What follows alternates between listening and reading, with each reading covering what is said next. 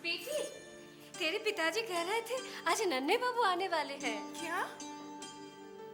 वो आ रहे हैं? हाँ, अगर तू चाहती है तो उन्हीं के साथ अपने ससुराल लौट जा। नहीं माँ, मेरा अभी मन नहीं है। अरे आइए आइए आइए दामाद जी आइए, नमस्ते। बैठिए बैठिए। अरे नन्ही, कैसा है तू? तू भी यहाँ आया है? तुमसे मिलने। और क्या चल रहा है? कैसे हो तुम? मैं ठीक हूँ। खुश हो? हाँ खुश हूँ। तो तुमने कुछ सोचा? कुछ नहीं। देखिए दामाद जी, पुरानी रंजिशें भूल जाइए और वक्त की नजाकत को समझने की कोशिश कीजिए। हमें समय के साथ कदम बढ़ाना है, आगे बढ़ना है। विदेश में कहते हैं कि वक्त ही पैसा है। Time is money. हाँ, और अगर हमें समय के साथ आगे बढ़ना है तो सोचो। देखिए, आप मेरे दामाद हैं। मैं भला आपके बारे में बुरा कैसे सोच सकता हूं? मैं तो चाहता हूं कि आप खुद अपने पैरों पर खड़े हो, उन्नति करें, तरक्की करें, और इसीलिए मैंने आपको यहां बुलाया है। काम क्या है? काम की बात तो हम तब कर सकेंगे जब तुम और नाटू दत्त हाथ मिला लो। हाँ, नहीं, मैं अपने दुश्मन से हाथ नहीं मिला सकता। नन्हे सुनो, मैंने ईस्ट इंडिया बैंक खोला है और खूब चल रहा है बैंक अभी। और गैर लोग पैसा कमा रहे हैं, मुनाफा कमा रहे हैं, अपने क्यों नहीं? हाँ, इसलिए तो हमने तय किया है कि हम, आप समझे? अब मैं समझता हूँ। अब देखिए दामाद जी, हम चारों 25-25 हजार रुपए देकर 1 लाख रुपया बैंक में जमा करवाएंगे और ब्याज की दर से ये रकम दुगनी तिगुनी चौगुनी होती जाएगी। नुकसान का कोई डर नहीं, सिर्फ मुनाफा ही मुनाफा है।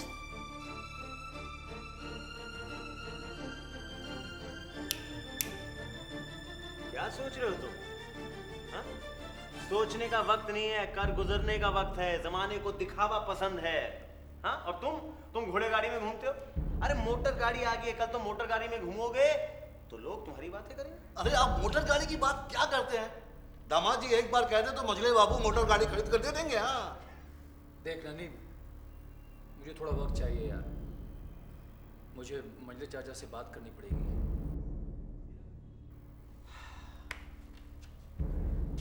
कैसे समझाऊं? आप जरा कागजात लीजिए। हाँ, आपको समझो यार, वक्त नहीं है हमारे पास। तो तुम किससे जाके बात करोगे? मंजले बापू से। वो तो पैसे लुटाते हैं, पैसे लुटाते हैं। ये देखो, ये कागजात पर तुम दस्तखत कर दो। हाँ दामाद जी, दस्तखत कर दीजिए। अब बात क्या करनी है? आप खुद समझदार हैं। या मैं दस्तखत कर दे रहा हूँ, लेकिन मुझे बात करनी पड़ेगी मंजले चाचा से। बात कर लेना, बता देना कि तुम्हारा मुनाफा कितना होगा। बताओ। मीठा या यहाँ पे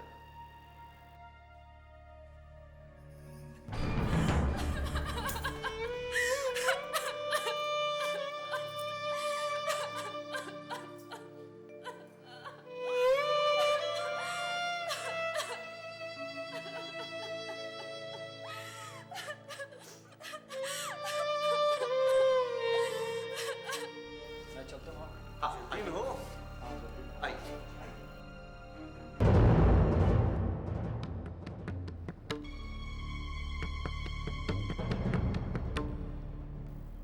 ये यहाँ क्या कर रहा है? ये यहाँ आए हैं दोस्ती का हाथ बढ़ाने। देख नन्ही, तू अच्छी तरह जानता है ना, मैं इससे हाथ नहीं मिला सकता। अरे दुश्मन हाथ मिलाना चाह रहा है, हाथ मिलाना चाह रहा नन्ही, है। लेकिन छोड़ो यार, तुम दोस्ती का हाथ बढ़ाओ। मुस्कुरा दो। आइए आइए, आप भी आइए, हाथ मिलाइए। बस ये एक नई शुरुआत ये हुई ना बात है। नाटू नन्हे की।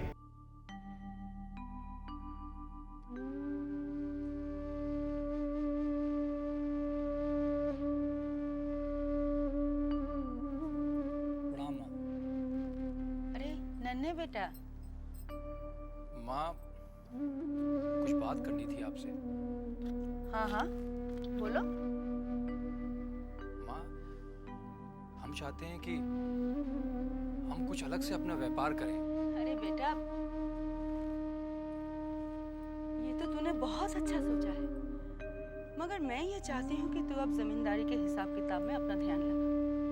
देख, छोटे बाबू को तो किसी से कोई मतलब नहीं है, सब कुछ मजले बाबू अपनी मर्जी के हिसाब से करते हैं। माँ, मजले चाचा ना सिर्फ पैसा उड़ा रहे हैं और मैं चाहता हूँ कि मैं इन पैसों को व्यापार में लगाकर और पैसा बनाऊँ। माँ, मुझे उसी के लिए पैसों की जरूरत है। अरे बेटा, हमारे पास पैसों की क्या कमी है?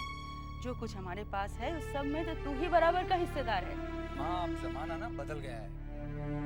घोड़ा गाड़ी की जगह लोग मोटर गाड़ी में चलते हैं। आजकल जो लोग मोटर गाड़ी में चलते हैं उन्हीं को दुनिया इज्जत से और अमीर आदमी की नजर से देखती है। क्यों? जब मजले बाबू मोटर गाड़ी खरीद सकते हैं, छोटे बाबू चुन्नी को उपहार में एक मोटर गाड़ी दे सकते हैं, तो क्या मेरा बेटा मोटर गाड़ी नहीं खरीद सकता? मैं आज ही मजले से बात करती हूँ। नहीं माँ, अब जब काम हमारा है तो फिर बात भी हम ही करेंगे। माँ, मैं तो सिर्फ इसलिए आया था आपके पास, मैं चाहता था कि उनसे बात करने से पहले आपके कानों में ये बात डाल दूं। ठीक है बेटा, जैसा तू चाहता है वैसा ही हो। तू आज ही मजले से बात कर, और तू कहे तो मैं तेरे साथ चलूं? नहीं माँ, हम खुद ही बात कर लेंगे।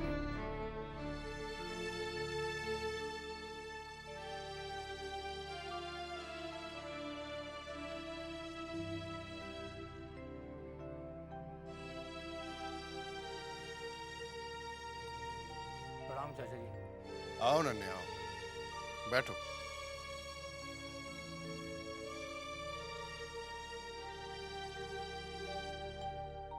कुछ काम था? जी चाचा जी, वो कहो, क्या बात?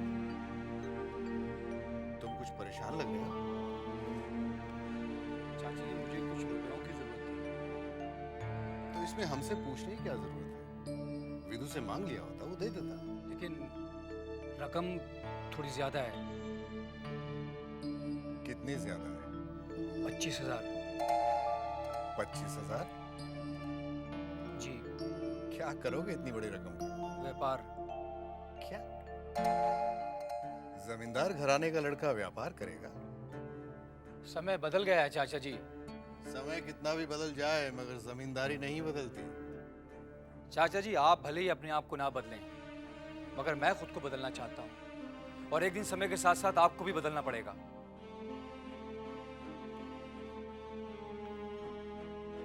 नन्हे, ये तुम नहीं, तुम्हारे अंदर कोई और बोल रहा है, क्योंकि हमारे खानदान में छोटे बड़ों के सामने अदब से पेश आते हैं। चाचा जी, अगर मैंने आपसे बेइज्जत भी की है तो उसके लिए माफी चाहता हूँ। तुम्हें 25,000 चाहिए ना? विदु सरकार से ले लेना। शुक्रिया, लेकिन चाचा जी मुझे आपसे एक और बात करनी है। मुझे एक मोटर गाड़ी चाहिए। तुम्हें अगर मोटर गाड़ी में घूमने का इतना ही शौक है तो हमारी मोटर गाड़ी में घूम सकते हो। लेकिन वो किराए तो आपकी जाएगी ना। मुझे अपने लिए मोटर गाड़ी चाहिए। नन्हे, तुम जरूरत से ज्यादा बोल रहे हो।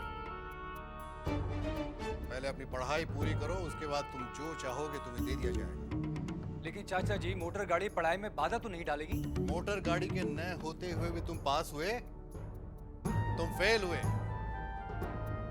मोटर गाड़ी आने के बाद तुम तो हवा में उड़ने लगोगे, और हवा में उड़ने वाला हमेशा नीचे गिरता है, और हम तुम्हें नीचे गिरते हुए नहीं देखना चाहते। लेकिन चाचा जी, बस, ये जरूरी नहीं कि हम तुम्हारी हर बात मानें। तुम जा सकते हो, और इन फिजूल बातों को छोड़कर अपनी पढ़ाई पे ध्यान लगाओ। जाओ।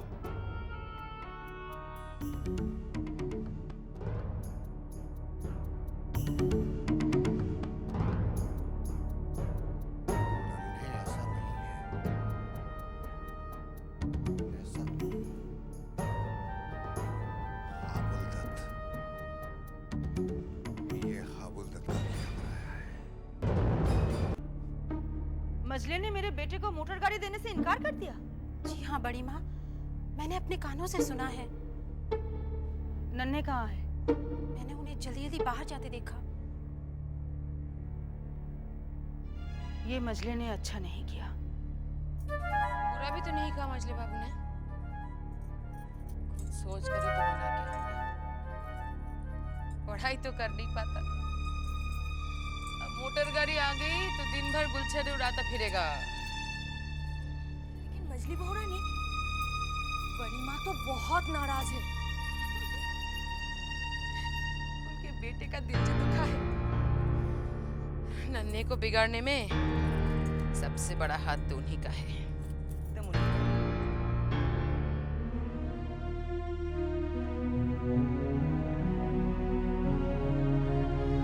प्रणाम सरकार। प्रणाम। और लंका के भेदी आज कौन सी खबर लेकर आए? सरकार, आज एक ऐसी खबर लेकर आया हूं जिसे सुनकर आप मेरे इनाम की रकम दुगनी कर देंगे। खबर तो सुना, अच्छी खबर सुने हुए कर सकते, और अगर खबर अच्छी हुई तो दुगनी क्या 10 गुना कर देंगे इनाम की रकम। सरकार, कल मोटर गाड़ी को लेकर मजले बाबू और नन्हे बाबू ने खूब गरबा कर, मजले बाबू ने नन्हे बाबू को गाड़ी देने से साफ इनकार कर दिया। शाबाश, ये तो वाकई में बहुत अच्छी खबर है। अब इस बात का फायदा हम उठाएंगे। जिस तरह गोरों ने हमारे बीच में ये हम हवेली में और हमारा हथियार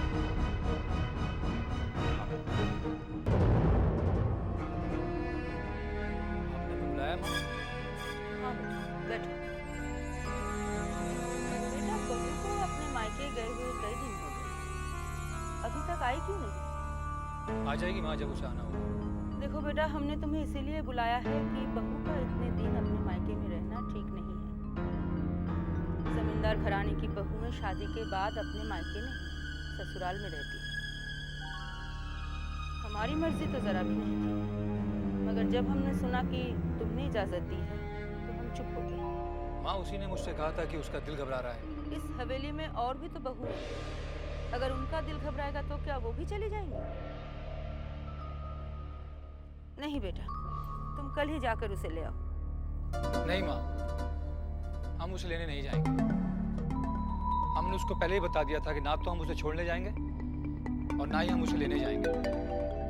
जब उसका दिल करेगा वो खुद आ जाएगी।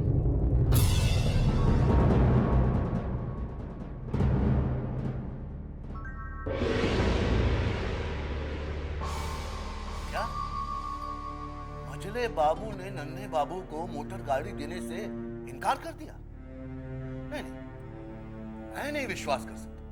विश्वास कीजिए हाबुलदत्त जी, विश्वास कीजिए, क्योंकि यही सच है।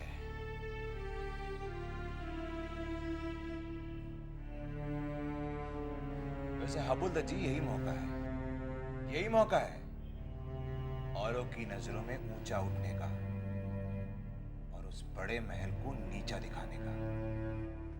मैं समझा नहीं। मैं समझाता हूं। देखिए, नन्हे बाबू इस वक्त बहुत खफा है क्योंकि उन्हें गाड़ी नहीं दी गई। आप अगर नन्हे बाबू को मोटर गाड़ी दे दें तो उनके जख्मों पे मरहम लगा देंगे, और फिर ये समझिए कि नन्हे बाबू आपके हुए।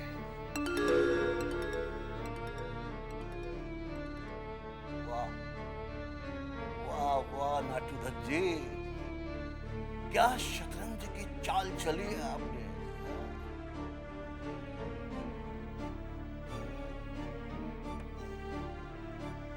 ये लीजिए बात।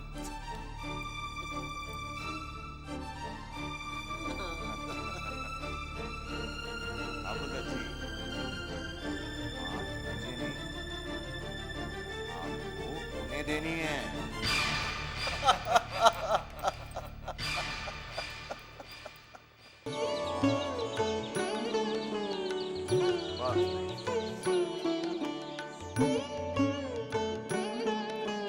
ओ दामाद जी, अरे दामाद जी, आप वहाँ क्या कर रहे हैं? नीचे आइए, नीचे आइए, नीचे आइए।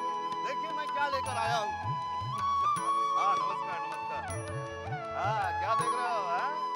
अरे नई गाड़ी है, दामाद जी को दे रहा हूँ। हाँ। छूना नहीं, दूर हटो, दम मिल जाएगी।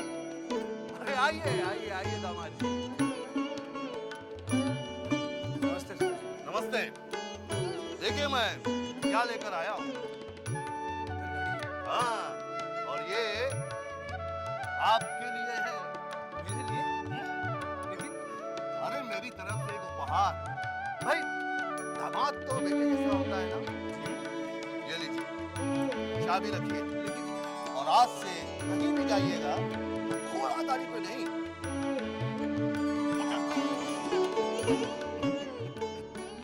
जो भी हुआ वो अच्छा नहीं हुआ। मजली, तुम जब भी बात करती हो घुमा फिरा कर तोड़ मरोड़ कर करती हो। साफ साफ लफ्जों में कहो कि क्या हुआ। आपको बताने की किसी में हिम्मत नहीं है, इसलिए ये बात आपके कानों तक नहीं पहुंची। मगर मैं आपकी पत्नी हूँ, मैं कभी नहीं चाहूंगी कि आपकी नाक नीची हो। किसने हमें नीचा दिखाने की कोशिश की है? आपका अपना खून, आपके भतीजे नन्हे ने। क्यों? क्या किया उसने? जब आपने उसे मोटर गाड़ी देने से इनकार कर दिया तो उसे अपने ससुर के पास जाने की क्या जरूरत थी?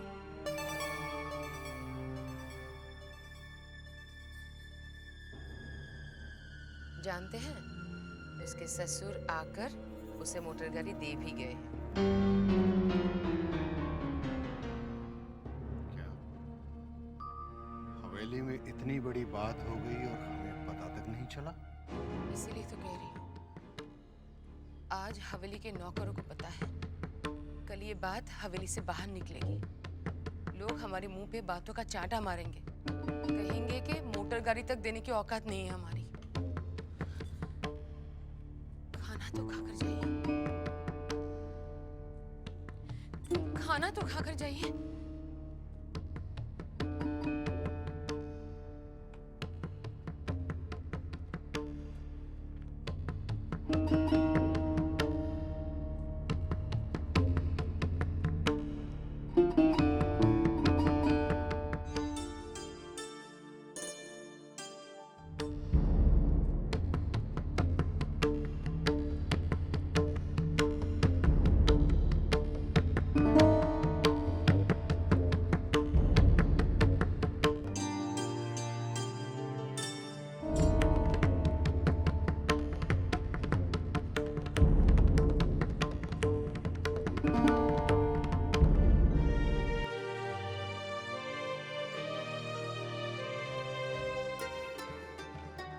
नन्हे, चाचा जी आप आइए आइए, अंदर आइए।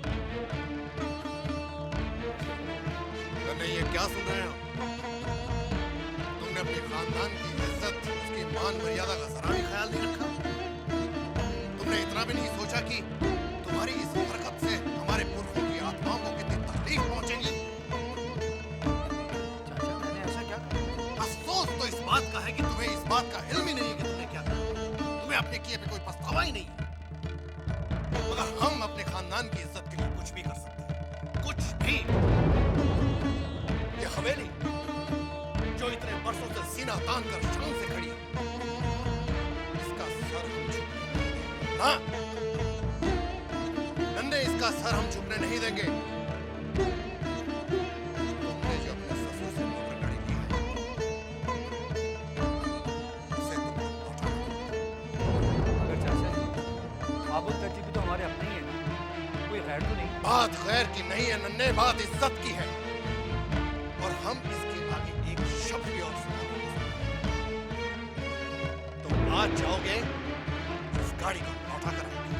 लेकिन चाचा मैंने कहा ना, हम इसके आगे एक शब्द भी सुनना पसंद नहीं करते।